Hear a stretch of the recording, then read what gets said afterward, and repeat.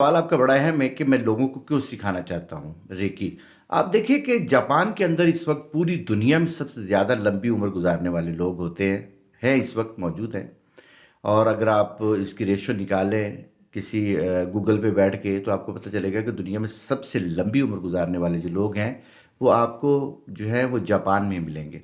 अच्छा, जापान में सिर्फ ये नहीं है कि वहाँ पे डॉक्टर्स की दुकानें हैं, एमबीबीएस या सर्जनों की दुकानें हैं, हॉस्पिटल हैं। वहाँ पे आपको हर गली मोहल्ले के अंदर बाकायदा तौर पे जो है वो रेकी मास्टर जो है उनकी बहुत अच्छे क्लिनिक मिलेंगे आपको।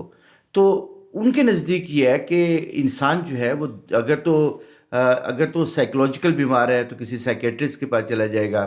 अगर फ़र्ज़ करें कि वो जिस्मानी बीमार है तो किसी फिजिशियन के पास चला जाएगा। लेकिन अगर वो रूहानी तौर पे बीमार है तो फिर किसके पास जाएगा? तो इंसान जो है इन 3 चीज़ों का मजमूआ है। तो मेरे ख़्याल के मुताबिक जो है जो बड़ी चीज़ मैंने देखी कि वो ये है कि जो वहाँ पे क्लिनिक बने हुए हैं उससे लोग मुस्तफ़ीद होते हैं, जो ख़ासकर उनके जो प्रॉब्लम है, जो उनके जो रूहानी प्रॉब्लम है।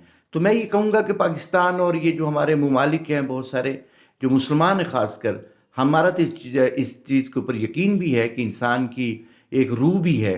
अगर वो रूह बीमार हो जाए तो उसके लिए हम क्या कर सकते हैं? तो उसके लिए रेकी जो है ख़ासकर जो है ये बहुत ही अच्छी है, क्योंकि जो प्रिंसिपल बयान किए गए हैं रेकी के कि रेकी किस पे असर करती है और कौन रेकी मास्टर बन सकता है। तो उसके लिए जो 5 प्रिंसिपल हैं वो इसी चीज़ को बेस करते हैं कि हमने रेकी से ज़्यादा अच्छे फ़ायदे कैसे उठा सकते हैं। और अगर आप रूहानी नहीं हैं या आप रूहानी बनने की कोशिश नहीं करते तो इससे आप मुस्तफ़ीद भी होना आपके लिए काफ़ी मुश्किल है।